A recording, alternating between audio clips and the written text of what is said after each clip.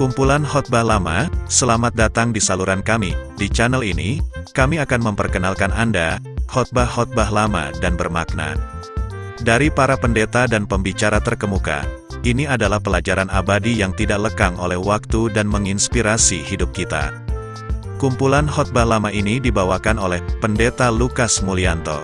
Khotbah lama ini diabadikan pada hari Rabu, tanggal 14 Mei tahun 2003. Khotbah ini sudah berumur 20 tahun, namun firman Tuhan selalu baru dan tidak ada yang usang. Ayat nats khotbah diambil dari Yohanes pasal 20, ayat 19-23. Inti khotbah tersebut ada 5 poin.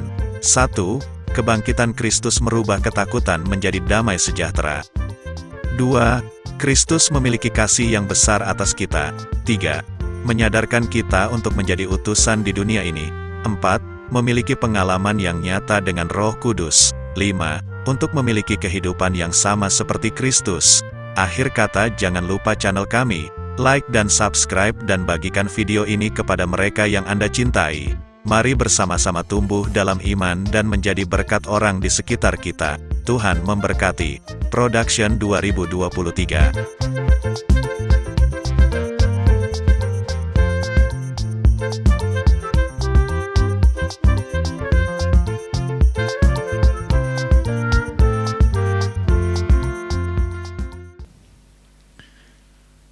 Yohanes pasal yang ke-20,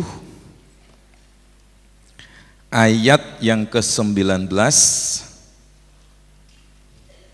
sampai ayat yang ke-23. Yesus menampakkan diri kepada murid-muridnya. Ketika hari sudah malam pada hari pertama minggu itu, berkumpullah murid-murid Yesus di suatu tempat dengan pintu-pintu yang terkunci, karena mereka takut kepada orang-orang Yahudi. Pada waktu itu datanglah Yesus dan berdiri di tengah-tengah mereka dan berkata, "Damai sejahtera bagi kamu." Dan sesudah berkata demikian, ia menunjukkan tangannya dan lambungnya kepada mereka. Murid-murid itu bersukacita ketika mereka melihat Tuhan. Maka kata Yesus sekali lagi, "Damai sejahtera bagi kamu. Sama seperti Bapa mengutus aku, demikian juga sekarang aku mengutus kamu." Dan sesudah berkata demikian, ia mengembusi mereka dan berkata, "Terimalah Roh Kudus. Jikalau kamu mengampuni dosa orang, dosanya diampuni. Dan jikalau kamu menyatakan dosa orang tetap ada, dosanya tetap ada." Dari yang kita baca pada petang hari ini, ada 5 poin yang saya ingin sampaikan kepada saudara. Kebangkitan Kristus atau Yesus yang sudah bangkit, Dia yang hidup di antara kita, membawa beberapa hal yang luar biasa. Yang pertama, secara garis besar saya berikan saudara, bahwa kebangkitan Kristus, Yesus yang hidup dan ada dan diam di antara kita, yang pertama dia mampu dan sanggup merubah segala situasi, ketakutan, kekhawatiran, menjadi satu suasana yang dipenuhi dengan damai sejahtera. Yang kedua, kebangkitan Kristus atau Kristus yang hidup dan diam di tengah-tengah kita. Yang kedua, dia memiliki kasih yang besar atas kita. Sehingga dia berkata, "Kalau aku mau mati bagi engkau, maka dia siap mampu memberikan segala yang menjadi miliknya dalam hidup kita, yang membuat saudara saya tidak usah takut menghadapi masalah kehidupan ini yang penuh dengan tantangan dan risiko." Yang ketiga, kebangkitan Kristus atau Yesus yang hidup dan diam di tengah-tengah kita menyadarkan akan kita, sebagaimana Bapa dulu mengutus dia, maka dia pun mengutus kita, sehingga saudara dan saya menjadi utusan-utusannya di dunia ini.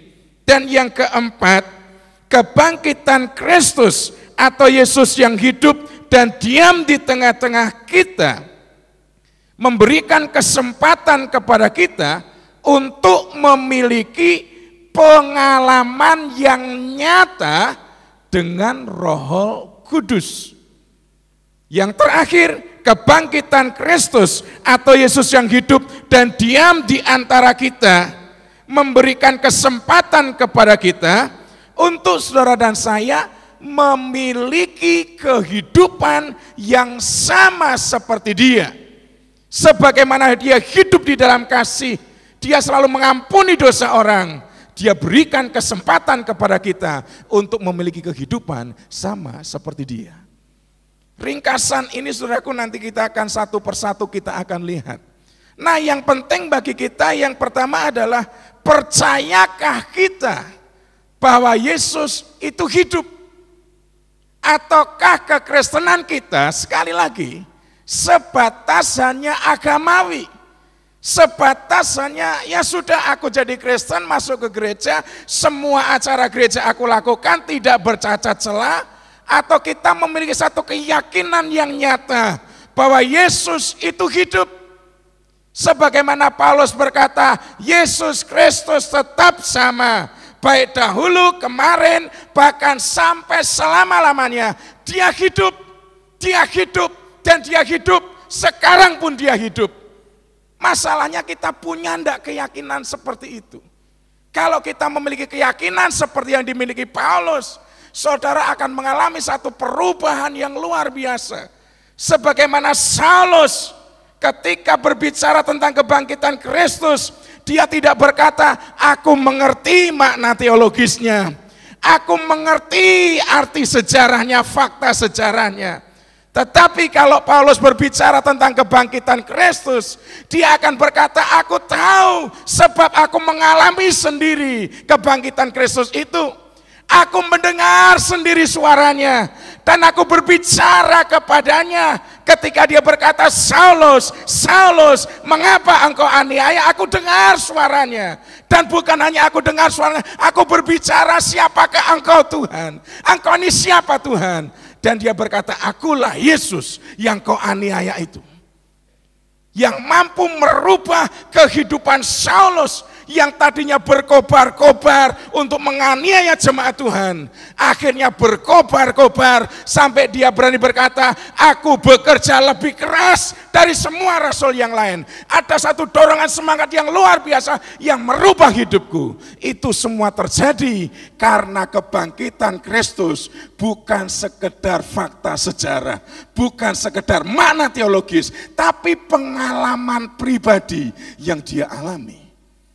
Sekali lagi maknanya bagi kita kebangkitan Kristus ini, percayakah dia hidup? Amin saudara? Saudara percaya dia hidup? Bagi Paulus Yesus hidup, dia hidup, dan itu yang mengilhami seluruh hidupnya. Baik pertama kali dia dipanggil Tuhan, maupun setelah 20 tahun lebih dia melayani, mengalami segala macam keadaan. Dia masih tetap berkata dalam Filipi 3 ayat yang ke-10, di dalam penjara dia menulis surat, yang ku kehendaki ialah mengenal dia, yang ku kehendaki ialah mengenal kuasa kebangkitannya, yang ku kehendaki ialah mengalami sama dengan dia di dalam persekutuan penderitaannya. Ini yang mengilhami dia, ini yang mendorong dia, ini yang memotivasi dia, sehingga dia menjadi rasul yang luar biasa bagi Tuhan.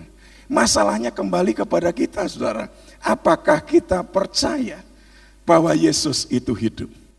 Apakah kita yakin dia tidak pernah berubah? Dulu 2000 tahun yang lalu, sekarang dia juga sama, dia masih hidup di tengah-tengah kita. Amin saudara. Nah mari kita kembali ke ayat-ayat yang sudah kita baca tadi. Ada 5 poin saya katakan kepada saudara. Yang pertama berbicara kebangkitan Kristus. Dia berkata ketika hari sudah malam pada hari pertama minggu itu, berkumpullah murid-murid Yesus di suatu tempat dengan pintu-pintu yang terkunci. Kenapa? Alasannya cuma satu, karena mereka takut. Pada waktu itu datanglah Yesus dan berdiri di tengah-tengah mereka dan berkata, damai sejahtera bagi kamu. Kalau saudara dan saya percaya, ada satu keyakinan yang mendalam, Yesus itu hidup. Kekristenanku bukan sekedar agamawi, tapi aku percaya kebangkitan Kristus bukan sekedar fakta sejarah, kuburnya memang kosong. Kebangkitan Kristus bukan sekedar ya makna teologis, aku ngerti ayatnya. Tapi betul-betul dia hidup dan dia hidup. Saya berkata hal yang sama ketika terjadi 2000 tahun lalu. Ketika murid-murid dalam ketakutan sampai mereka tidak berani tidur di rumahnya sendiri. Karena suasana yang mengintimidasi kehidupan mereka. Satu situasi yang menekan mereka. Satu ketakutan yang menguasai hidup mereka. Sampai mereka tidak berani tidur di rumahnya sendiri. Akibatnya mereka kumpul selalu. Dan ketika mereka kumpul dengan yang lain, pintunya dikunci rapat-rapat. Tetapi ketika itulah Yesus datang, berdiri di tengah-tengah mereka dan berkata, damai sejahtera bagi kamu. Amin, saudara. Kehadiran Yesus mampu merubah suasana yang mencekam, suasana yang menakutkan, suasana yang diliputi kekhawatiran menjadi damai sejahtera yang luar biasa. Saya percaya itu bukan hanya 2000 tahun yang lalu. Sekarang hal itu terjadi. Amin, saudara. Saya ingat ketika saya terakhir ke Brunei, dalam satu kerinduan yang besar, karena masih ada 3 teman saya yang masih di penjara. Dan saya berkata dalam hatiku, Tuhan, aku mau menguatkan mereka, aku mau dorong mereka, aku mau teguhkan mereka. Dalam suasana yang tidak baik, saya sengaja berangkat dari Singapura cari flight yang terakhir, supaya kalau tidak ada flight berikutnya, mau tidak mau saya tetap bisa masuk ke Brunei. Karena sejak dari tahun 92 saya sudah blacklist, tidak bisa masuk ke sana, saudara. Saya tetap bisa masuk meskipun dengan yang tidak enak terjadi suasananya. Suatu isi pesawat sudah masuk semua di imigrasi, sudah tinggal saya sendiri. Sampai saya diinterogasi dengan 4 petugas. Semua sudah tidak ada orang, tinggal saya sepi sendiri. Tetap tidak dilolosin. Yang membuat saya heran, saudara, ternyata mereka punya data yang begitu lengkap tentang keberadaan saya di Brunei, walaupun kadang saya masuk secara ilegal.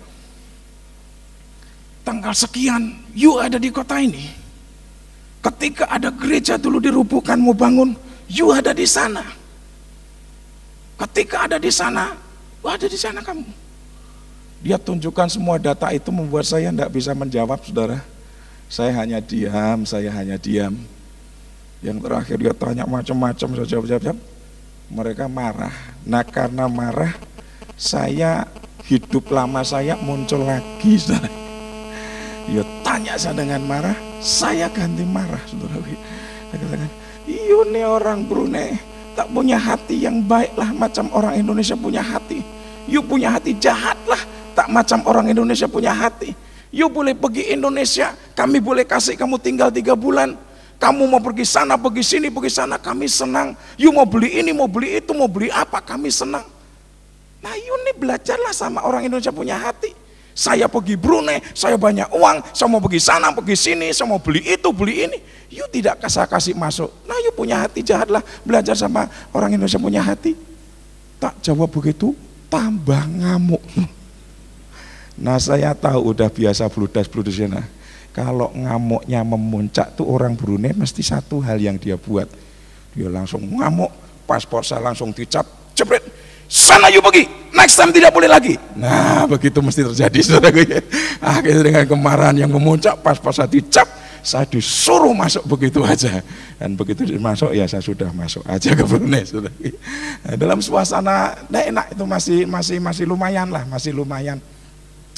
Saya tunggu jemputan, siapa yang jemput saya nggak datang-datang, airport sudah sepi, jam sudah 1:30 pagi. Saya jadi bingung. Akhirnya ada orang lewat yang bilang, Pak Pendeta itu kereta ada di bawah pohon, Bapak jangan ikut saya. Dia lewat sana, saya harus ambil jalan lain. Akhirnya begitu sampai di kereta, di mobil, jalan. Sampai dibawa ke hotel, saya pikir saya mau pergi, saya mau jumpa dengan hamba Tuhan. Saya mau jumpa dengan kawan saya, Bapak jangan banyak bicara, Bapak ikut saya saja. Begitu sampai di hotel, saya mau ambil tas saya, dia bilang, Bapak jangan ambil tuh punya bag, nanti orang lain ambil Bapak punya bag, Bapak ikut saya. Masuk di hotel, saya mau ke resepsionis, enggak boleh, Bapak ikut saya saja. Jadi saya boleh ke resepsionis, ikut dia sampai ke restroomnya. Begitu sampai di restroom, ternyata itu di belakangnya ada pintu kecil, itu kamar, pintu untuk keluar dari hotel itu. Dan di situ begitu keluar dari hotel itu, sudah ada mobil lain, tasku wis ning jero situ, saudara. Sudah ada drivernya. Saya pindah langsung tancap gas pergi, dibawa ke pinggiran kota. Itu ada hotel apartemen. Ada hotel apartemen, saya tinggal di sana. Orang yang ngantar saya, Bapak tinggal di sini, besok baru jumpa kita. Tinggal gitu aja, ya sudah saya masuk. Hati saya merasa tidak enak, Tuhan. Kok suasananya tidak enak seperti ini? Besoknya saya telepon teman-teman saya, tidak ada satupun yang ngangkat, saudara. Saya malam berdoa, Tuhan beri satu orang bisa jawab, ngangkat telepon yang ada. Tidak ada yang angkat. Akhirnya saya berdoa dari beberapa sahabat Tuhan, pokoknya saya minta satu orang saja mengangkat teleponnya. Ketika dia diangkat, dia beritahu saya begini, Bapak, kami tahu jemaat Tuhan di Brunei tahu Bapak datang pergi sini, tapi kami minta maaf kami tidak bisa jumpa dengan Bapak. Karena itu Bapak kalau turun ke bawah hotel, karena kami di lantai 4, itu ada kereta warna merah Pak. Itu polis punya kereta. Kalau Bapak ke belakang hotel ada motorcycle warna merah juga Pak. Itu juga polis punya kereta. Karena jemaat di Brunei ada beberapa yang anggota kepolisian, jadi mereka tahu, saudaraku ya, situasi itu. Jadi tolong jangan Bapak pergi dari itu hotel. Saya mikir, saudaraku, buat saya ngadepi masalah lebih berani daripada duduk diam di kamar, stres saya, saudara. Tapi saya dipesan begitu, saya tidak keluar. 4 hari terpaksa saya yang jarang puasa ini, terpaksa puasa saya. Suasana mencekam, suasana, waduh tidak enak sekali, suasana tidak enak sekali. Suasana tidak enak sekali. Tapi saya mau cerita kepada saudara, hari terakhir sebelum besoknya saya kembali ke Singapura, ada sesuatu hal yang luar biasa. Saya terbiasa bangun jam 3 pagi, saya bangun biasa, cuci, pakai celana panjang, rapi, sembahyang. Tahun 83 saya pernah mengalami ini, saudara. Ketika dari Cirebon saya mengantar Bapak Charles Dos itu ke Bandung pelayanan. Di Cadas Pangeran itu longsor. Sehingga sekitar 5-6 jam itu berhenti total, tidak bisa balik. Begitu bisa jalan lagi sampai di Bandung, itu kebaktian udah terlambat 3 jam. Sehingga begitu datang Pak Charles Dos cuma sampaikan firman sebentar, doa selesai. Nah kejadiannya adalah ketika kita berdoa bersama, dia berkata, aku tahu iblis tidak senang karena Tuhan akan buat acara yang besar. Dan betul, ketika kami kebaktian di salah satu gereja, itu sementara dia kan senang main akordeon, saudara ya. Habis main akordeon dia menyanyi, lalu dia letakkan mau sampaikan firman, dia berkata, tunggu saudara, mari kita merasakan kehadiran Tuhan. Semua diajak berdiri, kemudian coba kita hirup udara yang segar ini. Jadi kita ini diajak menghirup udara kayak nyium gitu, saudara. Dan apa yang dia katakan? Saya mencium bau mawar yang begitu harum. Dan dia berkata, bukankah Yesus itu mawar dari Sharon? Dia ada di tengah-tengah kita. Dia hadir di tengah-tengah kita. Salah satu anaknya Pak Yusak, Denny, melihat Yesus hadir di sana. Dan suasana kebaktian itu luar biasa. Orang pada rebah dijamah oleh Roh Kudus. Luar biasa. Hal yang sama terjadi di kamar hotel kecil saya. Ketika saya membiasakan diri bangun untuk memuji dan menyembah Dia, saya mencium bau yang begitu harum. Saya berkata, ataukah mungkin minyak wangi saya lupa saya tutup atau tumpah atau pecah? Tidak ada. Dan kamar itu begitu harum, saya langsung ingat kejadian tahun 83. Dan saya berkata, saya yakin Engkau ada di sini Tuhan, Engkau hadir di kamar ini. Saya langsung tersungkur, saya tidak bisa berbuat apa-apa, saya tersungkur, saya menyembah, saya menangis di hadapan Dia. Dan satu hal yang saya tahu, segala ketakutan saya, segala intimidasi yang menekan saya, segala sesuatu yang begitu beban ini menindih saya, seketika hilang sama sekali. Saya tidak merasakan intimidasi lagi, saya tidak merasakan ketakutan lagi. Dan saya berkata setelah itu, kemudian selesai, siangnya selesai mandi, saya berkata, Tuhan oke, aku bisa menerima kehadiran-Mu ini yang membuat segala ketakutanku menjadi hilang. Amin saudara. Saya keluar dari kamar hotel dan akhirnya saya ketemu dengan satu jemaat di pasar. Saya bicara dengan dia dan mereka memang berkata, Pak, maaf Pak, karena bagi Bapak mungkin hanya dideportasi, tidak boleh lagi ke sini. Tapi resiko lebih berat kepada kami Pak, karena Bapak sudah diketahui. Jadi tolong Pak, jangan temui kami.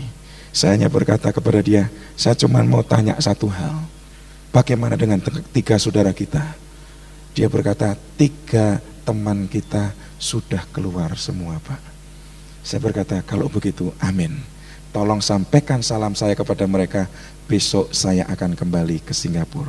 Jangan takut menghadapi apapun, saya dari Indonesia akan tetap berdoa. Amin.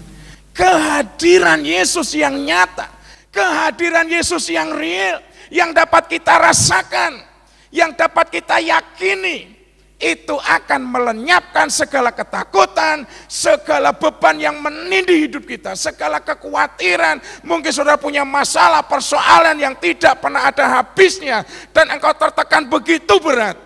Pertanyaan saya berkata, adakah engkau mengundang dia untuk hadir? Ataukah engkau mau datang sungguh-sungguh kepada dia? Sebab ketika engkau berjuang untuk datang kepadanya, tidak sekedar doa yang biasa, tapi ada satu kerinduan dalam hati kita yang paling dalam. Roh kita menjerit, aku ingin bertemu Engkau Tuhan. Aku ingin merasakan kehadiran-Mu Tuhan. Aku tidak puas hanya doa biasa. Aku tahu Engkau sama, tidak pernah berubah. Engkau hidup dan aku ingin merasakan kehadiran-Mu. Kalau ini yang terjadi, maka saya berkata, segala ketakutan, segala beban apapun yang menindih hidupmu akan lenyap. Amin. Alkitab menulis, mereka mengalami sukacita yang luar biasa ketika mereka melihat Tuhan. Kenapa kita tidak mengalami sukacita dalam hidup ini? Saya berkata mungkin sederhana, engkau sih tidak lihat Tuhan. Yang engkau lihat masalahmu, yang engkau lihat situasimu, yang engkau lihat kondisi yang menekan engkau. Coba lupakan segala masalahmu. Lupakan segala apa yang menekan hidupmu. Dan kau berkata, aku mau melihat engkau Tuhan. Makanya Daud berkata, carilah wajahnya selalu. Mencari wajah artinya mau datang kepada dia. Amin saudara. Tidak sekedar doa, maka sukacita akan mengalir, maka damai sejahtera Allah itu akan mengalir, akan memulihkan di dalam kehidupan kita. Amin saudara. Mari kita lihat yang kedua. Nah sesudah itu ayat yang ke-20, Yesus berkata begini, dan sesudah berkata demikian, ia menunjukkan tangannya dan lambungnya kepada mereka. Murid-murid itu bersukacita ketika mereka melihat Tuhan. Nah sebelum saya masuk ini, saya masih ada satu catatan di sini saudaraku. Kita lihat sebentar Kisah Rasul pasal 23. Sebelum kita masuk bagian yang kedua. Tadi saya katakan kalau Paulus berbicara tentang kebangkitan Kristus, dia tidak berbicara tentang makna teologis, dia tidak berbicara tentang fakta sejarah, tapi dia berbicara pengalaman pribadinya bahwa Yesus itu hidup, dia bangkit, dia tidak pernah berubah. Dan kita lihat ini yang membuat memotivasi hidupnya itu menjadi luar biasa di hadapan Tuhan. Kita lihat buktinya di sini dalam Kisah Rasul 23 ayat yang ke-10 dan yang ke-11. Dalam pasal ini ketika itu Rasul Paulus dihadapkan sidang mahkamah agama. Nah, apa yang terjadi ayat yang ke-10? Maka terjadilah perpecahan besar sehingga kepala pasukan takut kalau mereka akan mengoyak-ngoyak Paulus. Karena itu ia memerintahkan pasukan untuk turun ke bawah dan mengambil Paulus dari tengah-tengah mereka dan membawanya ke markas. Paulus diamankan di markas. Saya membayangkan ini seperti suasana yang saya alami, lebih menakutkan lagi, lebih serem lagi, saudaraku. Tapi apa yang terjadi ayat yang ke-11? Pada malam berikutnya Tuhan, bagaimana saudara? Tuhan bagaimana saudara?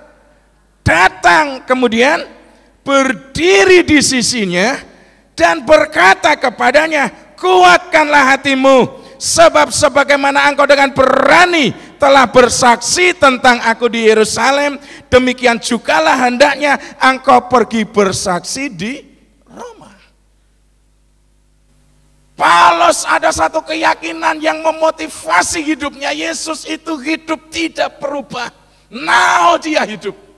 Ketika dia mengalami ancaman intimidasi dibawa ke markas, dia tahu besok harinya Tuhan datang berdiri di sisinya.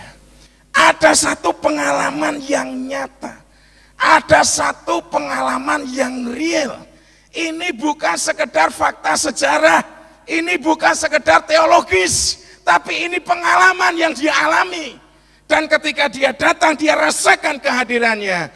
Dan dia mendengar suaranya selalu berkata, sebagaimana engkau pergi bersaksi di Yerusalem, kuatkan, teguhkan hatimu, pergilah bersaksi ke Roma. Allah selalu menguatkan dan meneguhkan kita, bagi kita yang percaya. Amin saudara. Masalahnya kita ini saudaraku, disuruh percaya itu angelin dah karuan. Persoalannya seperti yang terjadi 2000 tahun yang lalu dengan murid-murid Tuhan. Disuruh percaya itu angelin dah karuan. Udah melihat mujizat, udah melihat segala sesuatu yang ditunjukkan Yesus, dibuktikan Yesus, tetap aja tidak percaya. Saya mau malam hari ini buka hati kita, kita belajar percaya, dia hidup. Amin. Amin. Coba katakan kanan kirimu, dia hidup. Katakan. Kalau engkau tidak percaya, percaya malam ini dia hidup. Amin saudara. Amin. Nah mari kita lihat sekarang yang kedua. Apa yang terjadi yang kedua? Ini luar biasa. Sesudah itu Yesus menunjukkan tangannya dan lambungnya kepada mereka. Di kamar hotel saya merenungkan ayat ini saudara. Lalu setelah ngomong begitu, Yesus menunjukkan tangannya dan lambungnya. Artinya apa? Artinya saya tangkap yang lain sederhana sekali. Yesus itu mau ngomong seperti ini. Ketika dia tunjukkan tangannya dan lambungnya, bukan seperti kepada Thomas, percayalah, percaya ini aku hidup, aku bukan hantu. Hantu itu tidak ada tulang dan daging, aku ini ada ini loh, tusukkan, tusukkan. Yesus oke lah itu boleh, tapi saya beri pengertian yang lain. Yesus itu mau ngomong begini, ketika tunjukkan tangannya dan lambungnya, ini untuk kamu. Aku buat ini untuk kamu. Aku mengalami ini, bukan karena aku, tapi untuk engkau. Amin saudara. Mari kita lihat ayatnya di dalam Roma pasal yang kelima. Dan ini luar biasa. Tadi saya di kamar hotel saya bersorak dalam roh saya, amin Tuhan, aku bangga memiliki engkau yang seperti ini. Engkau mau mati buat saya, engkau mau berkorban apapun untuk saya. Mari kita lihat di dalam Roma pasal yang ke-5 saudara, ayat yang ke-6 dan yang ke-8 sampai 8. Ketika dia menunjukkan tangan dan lambungnya, dia mau berkata seperti ini kepada kita. Karena waktu kita masih lemah, Kristus telah mati untuk kita, orang-orang durhaka, pada waktu yang ditentukan oleh Allah. Sebab tidak mudah seorang mau mati untuk orang yang benar. Tetapi mungkin untuk orang yang baik ada orang yang berani mati. Akan tetapi Allah menunjukkan kasih-Nya kepada kita. Allah ini motivasinya mengasihi kita. Oleh karena Kristus telah mati untuk kita ketika kita masih berdosa.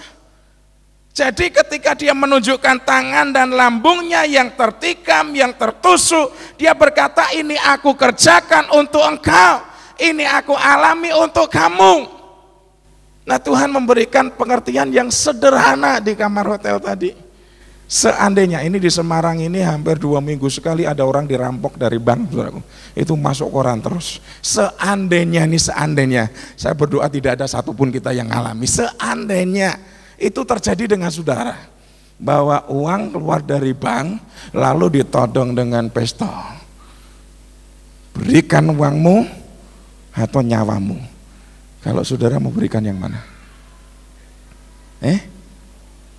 Kalau saudara kira-kira yang mau saudara lepas mana? Harta atau nyawa? Ayo saya tanya. Lu Tuhan berikan sederhana sekali. Kalau saudara yang mau engkau lepas yang mana? Harta atau nyawa? Pegang harta, kelebak, juga digondol Melayu. Atau saudara berkata, udah ambil saja, jangan tembak aku, kalau mau tembak biar ini jentik saja ini, katanya saudara. Saudara milih mana? Yang mau lepas itu yang mana? Tentunya harta kita kan. Hal yang sama Yesus kerjakan. Dia bicara dengan lembut. Kalau nyawaku aja aku berikan untuk kamu, apalagi segala yang aku miliki. Amin saudara. Nyawanya saja dia mau berikan kepada kita. Ketika dia menunjukkan tangan dan lambungnya, dia mau berkata begini, ini untuk kamu. Aku mengalami ini untuk kamu. Aku mengorbankan diriku ini untuk kamu. Roh saya tadi bersorak, haleluya. Aku bangga memiliki Engkau Tuhan. Engkau mau mengorbankan dirimu untuk aku. Saya yakin apapun yang Kau miliki, kalau aku memintanya, kalau itu menjadi kebutuhanku, aku tidak akan pernah ragu. Kalau Engkau tidak akan memberikan, Engkau pasti akan memberikannya. Amin. Amin. Mari kita lihat Roma pasal yang ke-8 saudara. Nah, harusnya kekristenan saudara itu menjadi lain saudara. Harusnya ada satu perubahan yang drastis dalam kehidupan kita. Makanya di dalam Roma pasal yang ke-8 kita lihat ayat yang ke-31, keyakinan iman, ini kepercayaannya ini. Sebab itu apakah yang akan kita katakan tentang semuanya itu? Jika Allah di pihak kita, siapakah yang akan melawan kita? Allah tetap memihak kita. Amin saudara. Nah, ada yang perlu menjadi yang kita takuti. Ia yang tidak menyayangkan anaknya sendiri, tetapi yang menyerahkannya bagi kita semua. Garis bawahi kalimat ini. Bagaimanakah mungkin Ia tidak mengaruniakan segala sesuatu kepada kita bersama-sama dengan Dia. Betul saudara? Kalau nyawanya saja Dia berikan kepada kita, apalagi segala harta kekayaannya, segala yang Dia punyai, pasti akan diberikan kepada kita, akan dikaruniakan kepada kita. Nah, kalau kita punya Allah yang seperti ini, apa yang membuat kita khawatir hidup dalam dunia ini? Tidak ada. Amin saudara. Nah, mari kita lanjutin ayat ini. Siapakah yang akan menggugat orang-orang pilihan Allah? Allah yang membenarkan, luar biasa. Yang pertama Dia memihak kita, yang kedua Dia akan mengaruniakan segala sesuatu kepada kita, yang ketiga Allah akan membenarkan kita. Siapakah yang akan menghukum mereka? Ayat 34, Kristus Yesus yang telah mati, bahkan lebih lagi yang telah bangkit, yang juga duduk di sebelah kanan Allah, yang malah menjadi apa saudara? Pembela 4 hal dia kerjakan, saudara, membela kita, malah jadi pembela kita. Makanya ayat 35 ini ditulis begini, siapakah yang akan memisahkan kita dari kasih Kristus? Yang pertama apa, saudara? Penindasan. Adakah penindasan dapat memisahkan kita dengan Kristus? Kalau engkau yakin Yesus itu hidup, sampai sekarang dia hidup, engkau akan berkata penindasan tidak akan dapat memisahkan kita dengan Kristus. Amin. Tidak ada yang kita takuti. Apa yang kedua dikatakan di sini? Penindasan, kesesakan, masalah, persoalan, krismon tidak selesai, tidak ada pemulihan, tanda-tanda itu sedikit, muncul lagi macam-macam. Apakah kesesakan dapat memisahkan kita dengan kasih Kristus? Kalau engkau tahu Yesus hidup, engkau akan berkata, enggak, kesesakan tidak dapat memisahkan aku dengan Kristus. Amin, saudara. Amin. Luar biasa. Dikatakan lagi, penindasan, kesesakan, penganiayaan, kelaparan, ketelanjangan atau bahaya atau pedang, enggak ada. Tetapi dalam semuanya itu, langsung ke ayat 37, kita lebih daripada orang-orang yang menang oleh Dia yang mengasihi kita. Jangan takut menghadapi masalah apapun di dalam kehidupan kita. Amin, saudara. Kelaparan, saudara takut lapar? Ada yang takut lapar? Besok mau makan apa ya? Tinggal pilih tuh. Mau makan nasi lengko ada. Mau makan capcay ada. Mau makan sop buntut, tanya sama yang tadi masak masih atau enggak itu. Tadi saya makan sop buntut, enak sekali. Saudara ya, mau makan apa? Kenapa kita takut apa yang kita mau makan? Saya selalu memberi resep yang sangat sederhana. Kalau engkau mulai khawatir mau makan apa, mau makan apa, ngacak. Masuk ke rumah itu, ke toilet, ngacak, lalu buka mulutmu, masih punya gigi enggak? Nah, kalau engkau lihat masih punya gigi, Dia yang memberi kita gigi, pasti Dia beri kita makan. Amin. Amin. Kecuali nenek-nenek tua yang sudah habis semua, malam ini beli gigi palsu supaya kalau ngaca masih kelihatan giginya. Amin. Amin. Saya ini punya makco, umurnya baru 95 tahun. Udah sakit, jatuh di kamar mandi, akhirnya patah kakinya, tak bawa ke dokter Timotius, dirawat 1 bulan, ditarik begitu, udah bisa pulang. Karena di rumah sakit makannya nggak enak, di rumah makannya, wah kesempatan. 1 minggu di rumah, masuk rumah sakit lagi mencret, saudara. Udah doain selesai, pulang lagi. Sampai setelah saya, kasihan sekali dia maco. Makanya ketika dia sakit dan pulang, saya sengaja khusus datang. Saya, Co, umurmu berapa sekarang, Co? Udah 95, Mul. Co, pulang ke rumah bapak aja ya, lebih enak, aku bilang, daripada susah di sini. Saya ini rodok mandi nek doake begitu. Nggak tahu gitu. Rodok mandi sih. Jawabannya sederhana. Mul, wong aku meh isik urip kanthi 100. Ya doa saya jadi batal, saudaraku ya. Ya sudahlah, nggak jadi tak doain. Seger neh. Sampai saya bilang, memang nama ini yang ngasih nama ini memang, makanya hati-hati kalau ngasih nama orang. Makco saya ini namanya Uwi Segernio. Jadi sampai umur 95 tahun masih seger, saudaraku. Saya sampai ngomong sama Mami, Mam ini yang ngasih nama yang salah sih, jadi tidak mati-mati, saya bilang ya. Jadi seger terus, saudaraku. Ya, giginya sudah habis semua. Tiap kali saya datang saya tanya, Makco pengen apa? 1 bulan yang lalu saya tanya, Makco mau apa? Mul, aku tuh kok sate babi, Mul. Tak beliin sate babi, saudara. Tak beliin cuma 5 aja. Digigiti ndak bisa nelen-nelen, lah wong atos loh. Udah, sampai ini gimana? Tak ambilkan pisau, tak cacah dulu. Nggak enak nek dicacamu. Tapi gini aja, tetap maunya tuh dikelo suaranya. Ya udahlah, datang lagi berapa kali. Cuk, mau apa, Cuk? Aku kepengen nganu, Mul. Apa? Dendeng. Saya jadi bingung. Udah ndak punya gigi, kok pengennya masih macam-macam. Amin. Satu hal yang saya belajar dari makco saya, punya semangat hidupnya itu luar biasa. Amin. Nah, kenapa saudara yang sehat giginya masih utuh? Makan apa ya? Makan apa ya? Makan apa ya? Susah. Rasanya hidupnya kok susah. Ya nasib, ya nasib. Saya berkata, kalau engkau ya Yesus itu hidup, kita tidak perlu takut menghadapi kehidupan ini. Amin. Dia mau mati bagi kita. Apalagi masalah kehidupan.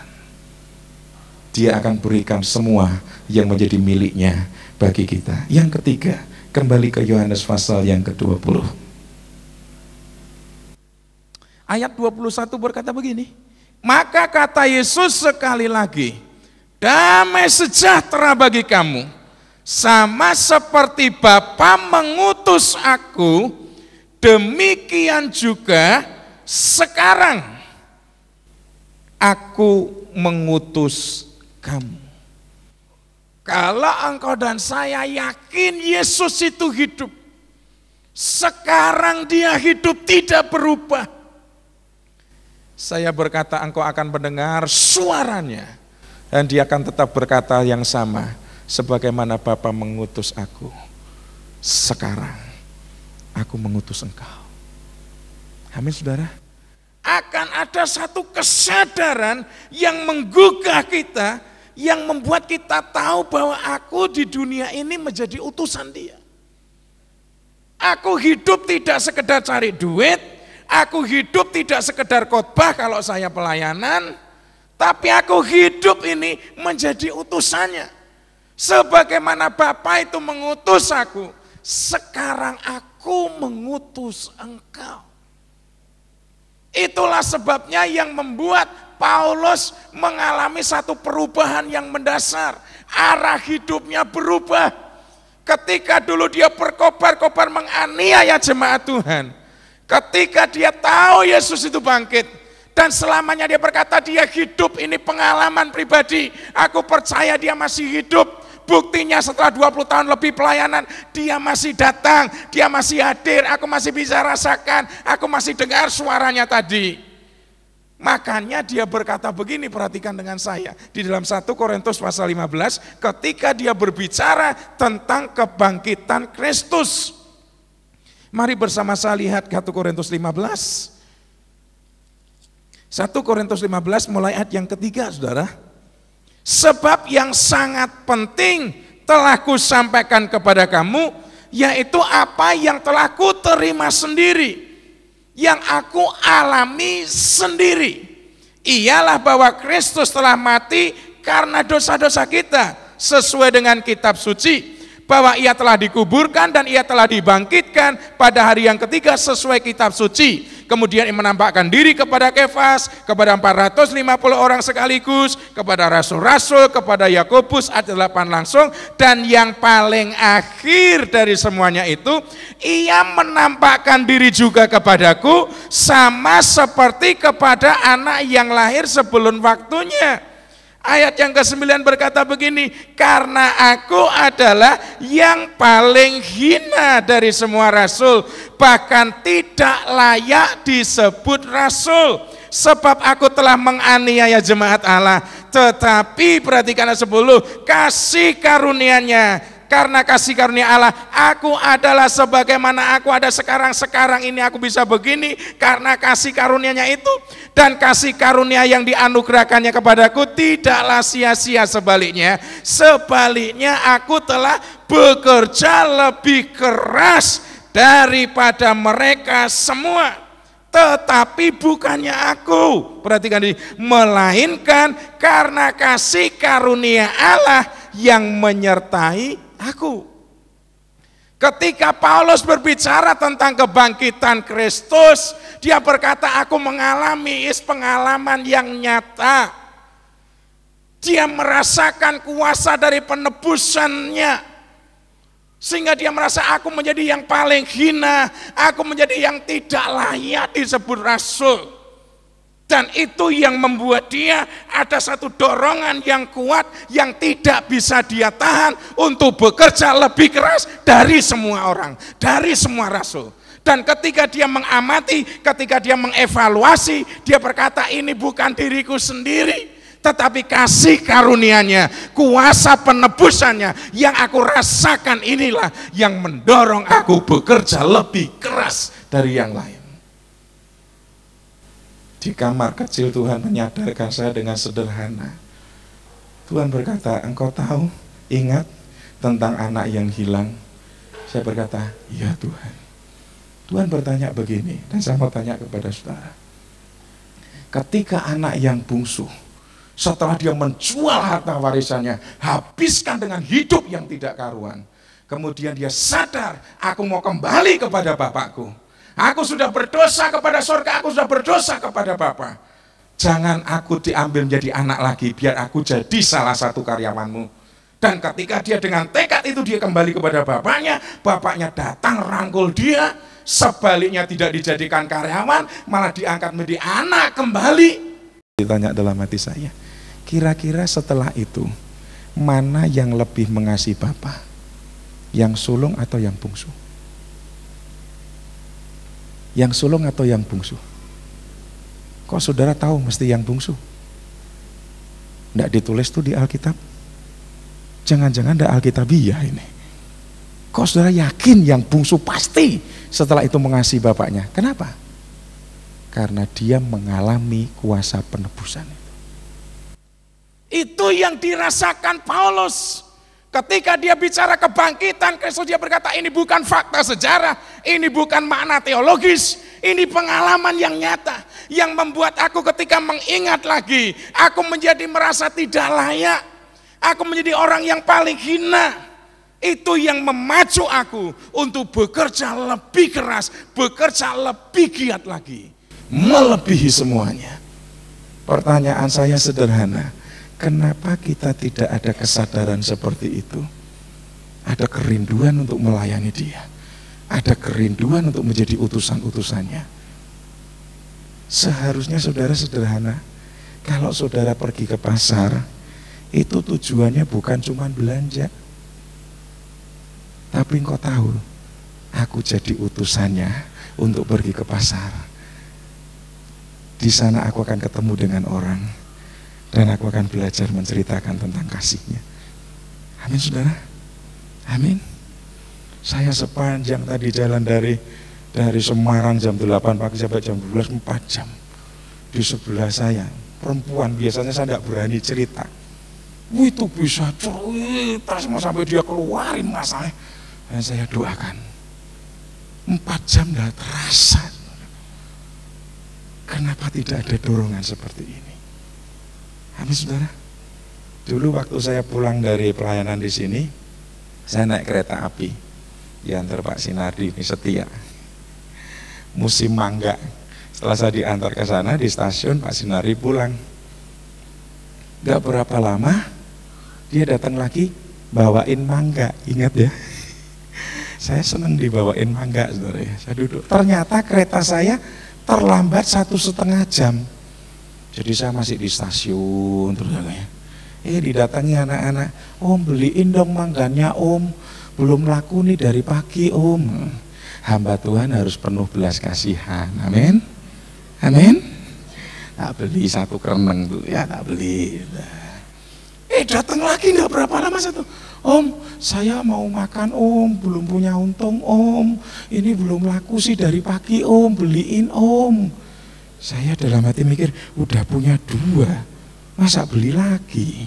Tapi katanya hamba Tuhan itu baik, amin, amin, amin. Ya udah tak beli lagi saudara. Setelah tak beli dia pergi, saya jadi bingung. Ini nanti bawanya gimana? Saya harus bawa koper, bawa 3 kereneng lagi mangga. Ini gimana? Nah, sudah nunggu-nunggu ngomong-ngomong, orang duduk di sebelah saya ngomong-ngomong, saya tanya, mas kamu mau kemana? Saya mau kembali ke Surabaya om. Lah kamu sudah berapa lama di Cirebon?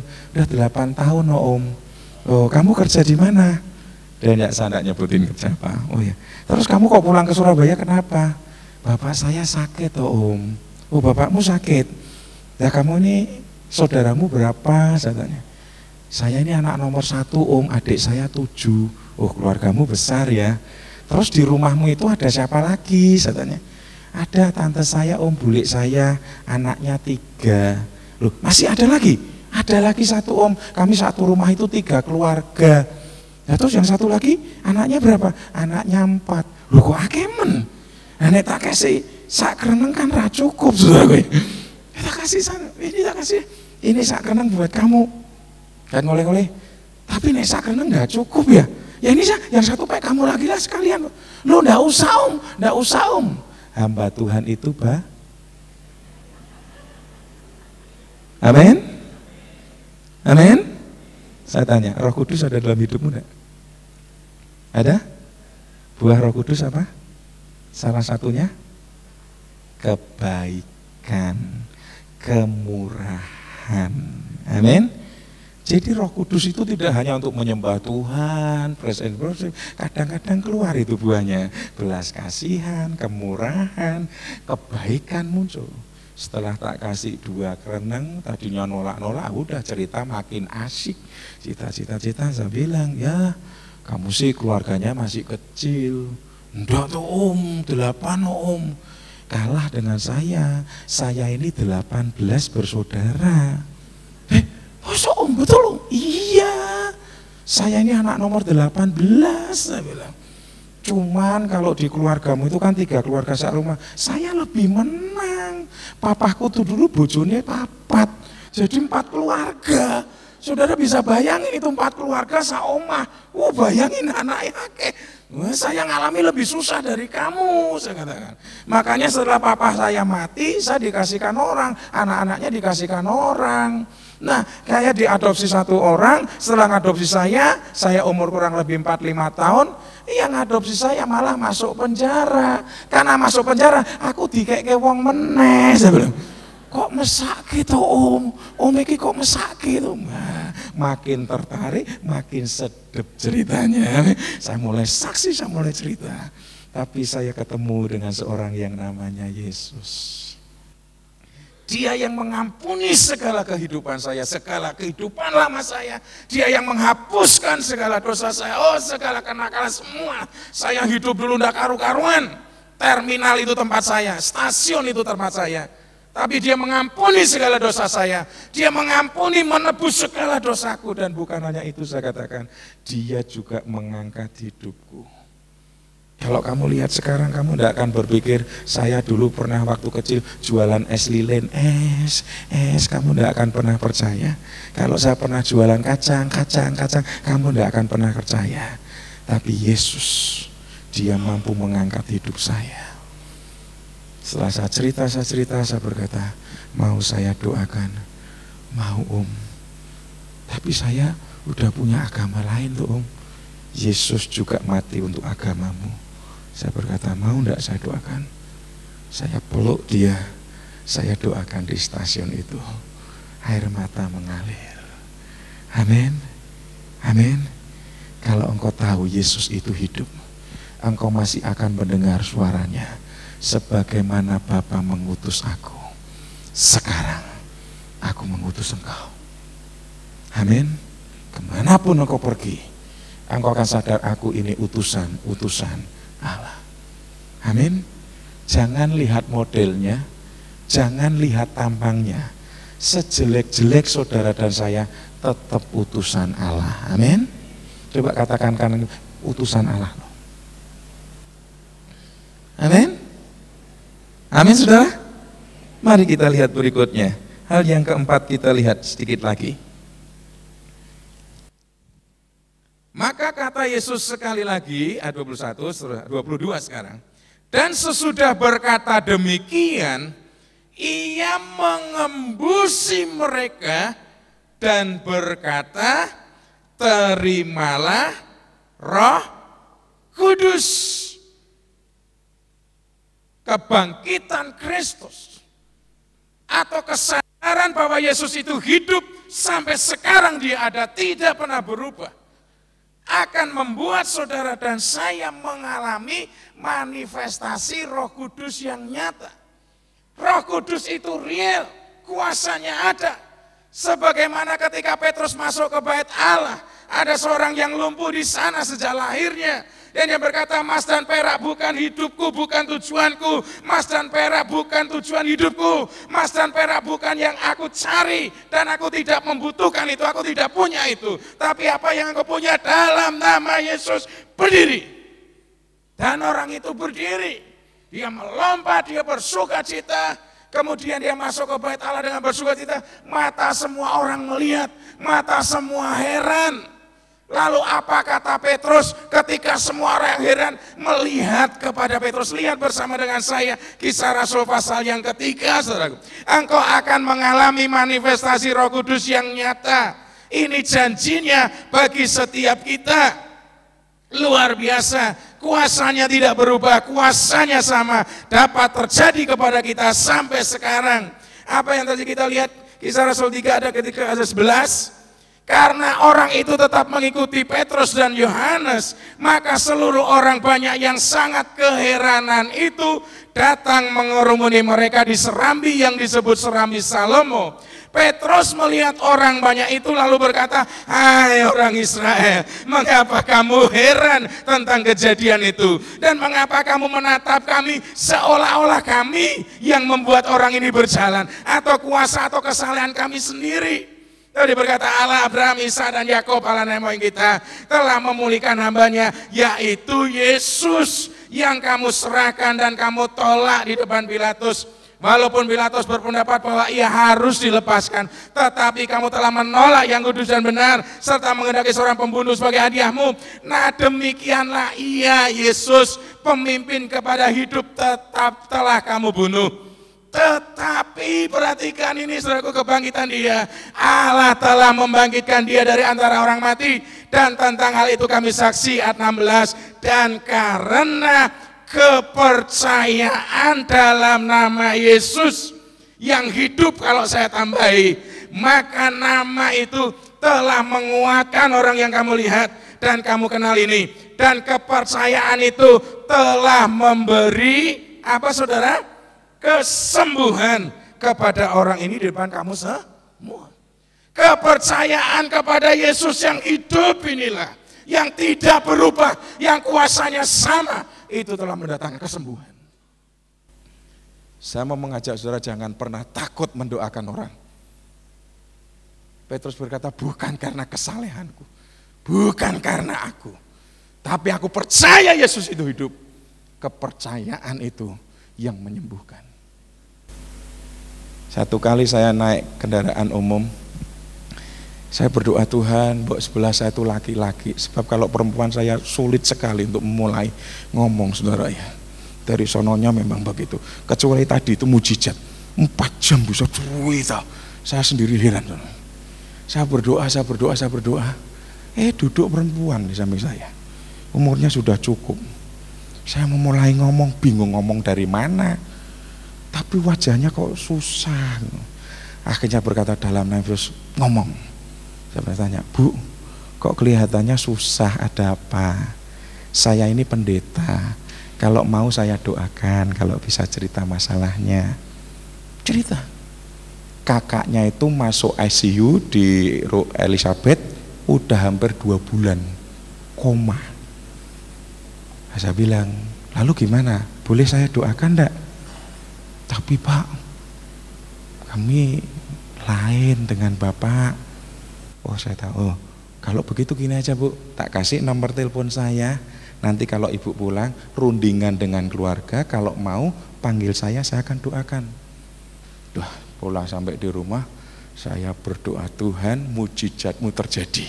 Mujizatmu terjadi, saya punya iman sembuh. Ini kalau sembuh keluarga besar percaya.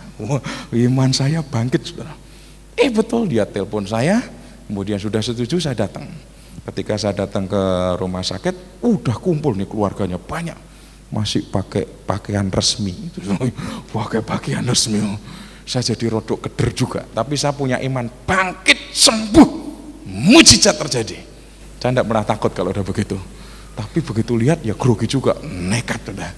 Aku berdoa dulu karena saya harus sudah pakai itu ya, yang biru itu, pakai jas untuk masuk di ICU. Ketika saya pakai begitu, Tuhan bicara dalam hati saya, pegang jempol kakinya. Waduh Tuhan, ini bertentangan. Sebab pengalaman saya kalau tak pegang jempol kaki, bablas. Saudara. Itu pengalaman pelayanan saya. Saya mengharapkan mujizat, saya mengharapkan kesembuhan. Tuhan bicara hati saya, pegang jempol kaki. Ada malam ini yang mau saya pegang jempol kaki? Wah ini bertentangan, ini bertentangan. Ya sudah, aku nurut. Kalau begitu saya tidak jadi masuk di ruangan itu. Sebelum masuk lagi tak kumpulin semua. Kumpulin, saya ngomong gini-gini. Saya siapkan mereka. Yang penting manusia itu hidup ini bukan bagaimana, hidup ini bukan sampai kapan, tapi hidup ini sudah terima keselamatan atau belum. Itu yang penting. Saya mulai cerita, saya mulai beri wejangan, mereka semua terima bahwa hanya satu yang bisa menebus dosa kita, namanya Yesus. Dan Yesus atau Nabi Isa itu bukan hanya untuk orang Kristen, untuk semua orang di dunia. Jadi saya bilang, udah ikhlas saja ya, ikhlas saja, nanti saya doakan ya. Satu-satu tanya, Ibu ikhlas enggak? Bapak ikhlas enggak? Balik ikhlas, ada satu yang diem aja. Wah saya jadi, kalau ada satu yang enggak ikhlas, gondeli. Nanti suwe di sana, saya bilang. Tanya lagi, Ibu ikhlas enggak? Ikhlas. Bapak ikhlas enggak? Ikhlas enggak? Ikhlas semua. Lah sudah ikhlas semua, ayam sekarang tak doain. Setelah saya berdoa dengan mereka, saya pakai itu jas biru ya, saya masuk di ICU. Tak doain. Ini sudah hampir 2 bulan koma, enggak bisa dengar apa-apa.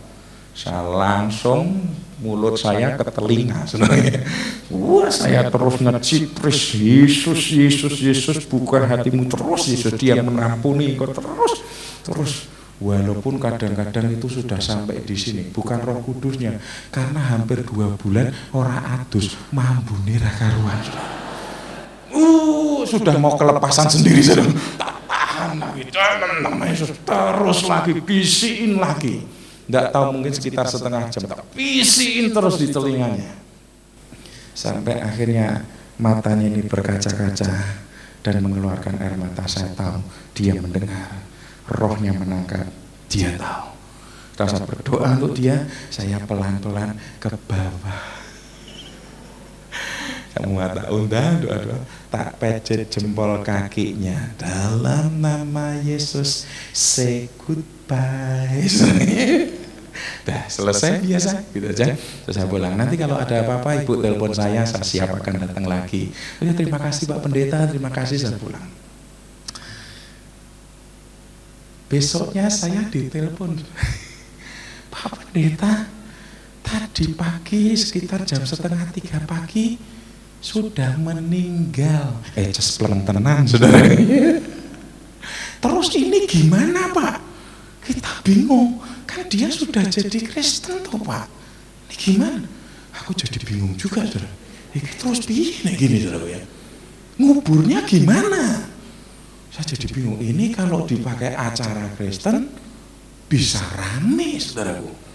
Jadi daerahnya tidak memungkinkan, tidak ada gereja di situ. Bahasa ini gimana Tuhan? Saya berdoa. Tuhan kasih hikmat, biar kubur secara mereka saja. Wong dia sudah mati. Mau dikubur, mau pakai cara mereka, mau pakai cara Kristen, mau pakai cara orang Toraja, kalau masih kerabat raja, itu mayatnya sudah dibuang ini, disuruh jalan ke kubur sendiri, bluk. Mau dikubur pakai cara apa tidak masalah, amin. Itu hikmatnya muncul begitu, saya katakan, oke, biasa saja. Jadi tidak usah pakai Kristen, tidak usah. Wong dia sudah tidak ada, dia sudah di tangan Tuhan. Selesai ya sudah, saya ikut waktu pemakaman. Udah 3 hari, orang Jawa nek 3 hari kan kenduren saudara. Telepon, Pak, gimana ini Pak? Kan Bapak yang harus mimpin, wong dia kan sudah kenal sama Yesus. Oh ya, adakan syukuran di rumahnya, firman Tuhan disampaikan. Amin. 7 hari, tempo lagi, Pak, besok itu 7 harinya. Jadi ada lagi, Pak. Oh ya. Kumpul lagi, firman disampaikan. Amin. Habis 7 hari, 100 hari nyatos. Pak, ini besok lagi ini nyatos, Pak. Saya berkata, haleluya. Nek wis bar nyatos biasanya nyewu. Nek wis bar nyewu, harapan saya tadi gereja. Itu kira-kira. Amin. Jangan takut memberitakan Injil. Tapi belajar taat lakukan. Engkau akan melihat kuasanya itu bekerja. Engkau akan melayani dan disertai. Kalau engkau tidak melayani, tidak akan ada penyertaan. Kapan penyertaan itu terjadi? Kapan manifestasi Roh Kudus itu nyata? Ketika kita berjalan, bergerak dan melayani. Ketika kita bertindak, maka itu akan terjadi. Kalau kita tidak bertindak, hanya sebatas angan-angan, hanya sebatas obsesi, engkau tidak akan pernah melihat kenyataan. Ketika engkau bertindak, engkau akan melihat Roh Kudus itu nyata. Makanya Tuhan Yesus panggil mereka, Alkitab tadi ngomong, lalu mengembusi mereka dan berkata, terimalah Roh Kudus. Menurut saudara ngembusi itu gimana? Ayo tak ajak bayangin. Ngembusin itu artinya begini, Pak Gideon mari ke sini dalam nama Yesus. Begitu? Begitu? Itu ngembusi? Itu bukan ngembusi, niup, nyebul. Ngembusi itu enggak begitu. Dalam nama Bapa. Nah, kira-kira begitu. Amin. Amin.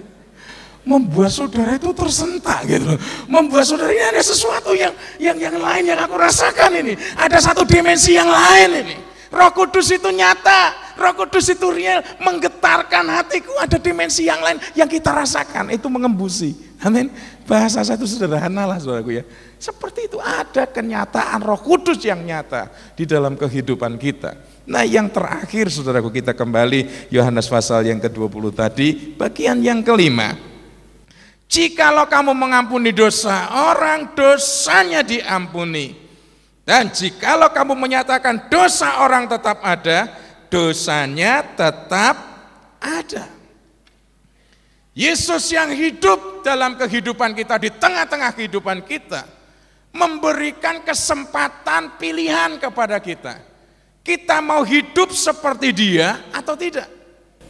Kita sih bisa menyanyi dengan syahdu, dengan merduku, mau sepertimu Yesus, disempurnakan selalu. Pertanyaannya saudaraku, mau seperti Yesus ketika apa? Seringkali kita dengan obsesi, aku mau seperti Yesus ketika membuat mujizat, 5.000 orang laki-laki makan kenyang hanya dengan 2 ikan dan 5 roti, mujizat terjadi. Aku mau kalau yang begitu. Aku mau seperti Yesus ketika menyatakan kemuliaannya, aku mau seperti itu. Tapi mau enggak seperti Yesus yang berjalan dengan kasih-Nya, ketemu dengan orang yang memusuhi, dia berkata, aku ampuni engkau, aku mengasihi engkau. Kepada orang yang menyalibkan dia, dia berkata, aku mengampuni engkau. Aku tidak tanggungkan dosa ini kepadamu. Yesus berkata, kalau engkau mengampuni dosa orang, dosanya akan diampuni. Inilah kesempatan untuk kita hidup seperti dia, hidup di dalam kasih. Orang-orang yang mengecewakan kita akan kita balas dengan kasih. Aku mengasihi engkau. Engkau akan menjadi orang yang tidak pernah sakit hati. Engkau akan menjadi orang yang tidak pernah kecewa. Engkau tidak akan pernah menjadi orang yang tidak bisa menjadi berkat. Tapi engkau akan menjadi orang yang penuh dengan kasih. Berjalan seperti Yesus, mengasihi dan mengasihi. Bahkan dia berkata, kasihilah musuhmu. Kalau Yesus hidup, saya berkata, tidak ada kekecewaan tidak ada kepahitan, tidak ada yang menyesakkan hidupmu yang engkau simpan. Tapi engkau akan berkata, aku mau seperti Yesus, mengasihi, mengampuni, memberkati. Amin saudara. Dan engkau akan menjadi garam dan terang bagi dunia ini. Amin. Mari kita berdoa. Haleluya, Yesus.